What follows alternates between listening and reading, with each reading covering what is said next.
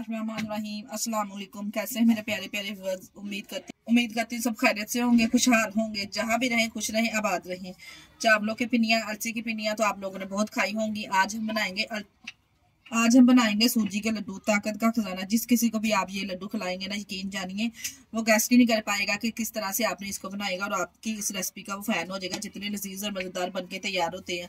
ये वैसे भी हेल्थ रेसिपी है, बच्चों के लिए, बड़ों के लिए। सूजी जो सूजी खाना नहीं पसंद करते, इस तरह से उनको सूजी के लड्डू बना के दीजिए। यकीन जानिए वो खाने से हाथों को रोक नहीं पाएंगे।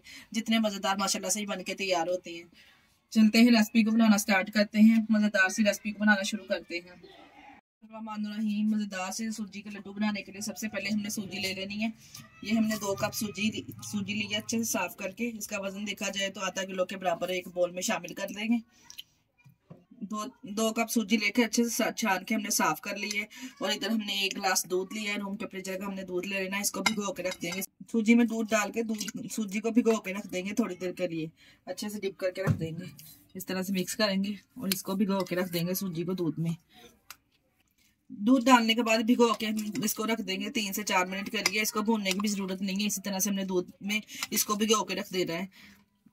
4 मिनट हो चुके हैं, हमने सूजी को दूध में भिगो के रखा था। अब हम क्या करेंगे, इसके बड़े बड़े से पेड़े बना लेंगे। जिस तरह हम रोटी के पेड़े बनाते हैं ना, इस तरह से जितने पेड़े इसमें बनेंगे इतने में बड़े बड़े से पेड़े इसके तैयार कर लूंगी। इस तरह से ये देखिए, इस तरह से मैंने बड़े बड़े से इसके 4 पेड़े बना लिए। मैदा डस्ट करेंगे काउंटर पे थोड़ा सा, या आप सूजी डस्ट करके इस तरह से इसको बेल लेंगे।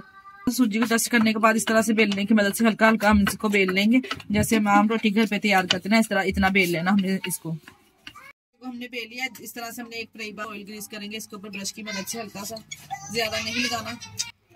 ऑयल हमने इसके ऊपर इसलिए ग्रीस किया है क्योंकि जो हमने सूजी की रोटी बनानी ना, वो इसके ऊपर चिपके ना, इसलिए डाल के इसको हम जैसे आम रोटी पकाते हैं ना, इस तरह से इसको बना लेंगे।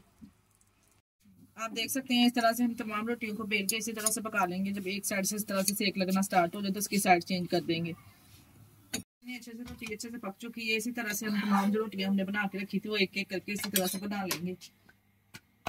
इसी तरह से एक एक करके तमाम रोटियों को बना लेंगे। ये लीजिए, तमाम रोटियां एक एक करके इस तरह से हमने रोटियों को पका लिया। देखिए, आप चेक कर सकते हैं माशाल्लाह से कितनी जबरदस्त बनके ये तैयार हुई हैं। अब हम क्या करेंगे, इधर मैंने ड्राई फ्रूट लिए हैं, आप अपनी पसंद के ले सकते हैं। तमाम नट्स लेके इस तरह से इसको कटिंग कर लिया। डिब्बा लेंगे जिसमें मैंने 2 टेबलस्पून के बराबर देसी घी शामिल करेंगे। अगर आपके पास देसी घी नहीं है तो आप कोई सा भी घी इस्तेमाल कर सकते हैं। डाल के घी को गर्म करेंगे। जो हमने ड्राई फ्रूट कटिंग करके रखे हैं उसको रोस्ट करेंगे थोड़ी देर के लिए घी में। घी जब अच्छे से गर्म हो जाए तो हमने इसमें शामिल कर देंगे ड्राई फ्रूट जो हमने कटिंग करके रखे थे, के साथ रोस्ट करेंगे।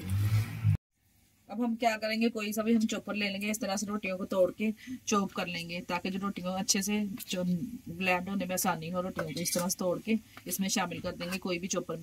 अगर आपके पास चॉपर वगैरह नहीं है तो आप जो जूसर मशीन होती है ग्राइंडर वाली, उसमें भी अच्छे से इसका पाउडर बना सकते हैं। डाल के अच्छे से इसको चॉप कर लेंगे।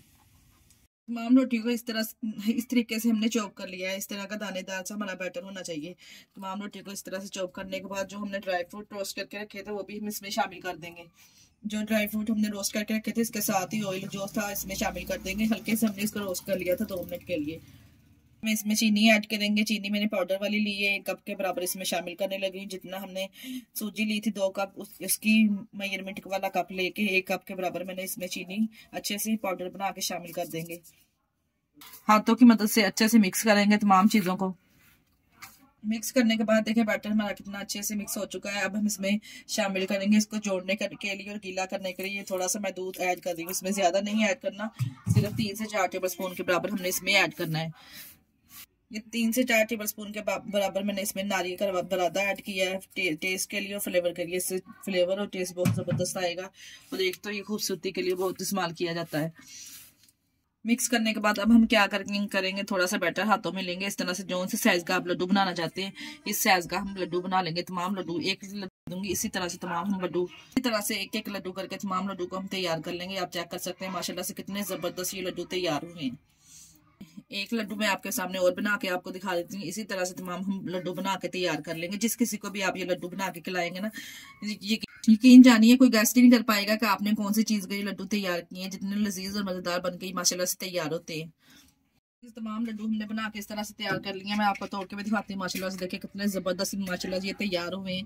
वैसे भी ये ताकत का खजाना है, जिस किसी को भी आप बना के खिलाएंगे ना माशाल्लाह से आप अंदर से चेक करें ये कितने ज़बरदस्त तैयार हुए हैं। इसी स्टेज पे अगर तो आपको हमारी वीडियो जरा सी भी अच्छी लग रही है, जरा सी भी डिफरेंट लग रही है, तो हमारी वीडियो को लाइक और चैनल को सब्सक्राइब करना ना भूलिएगा। इसके साथ ही हमें दीजिए इजाजत। अपना बहुत सारा ख्याल रखिएगा और हमें दुआ में याद रखिएगा। ओके, अल्लाह हाफिज़।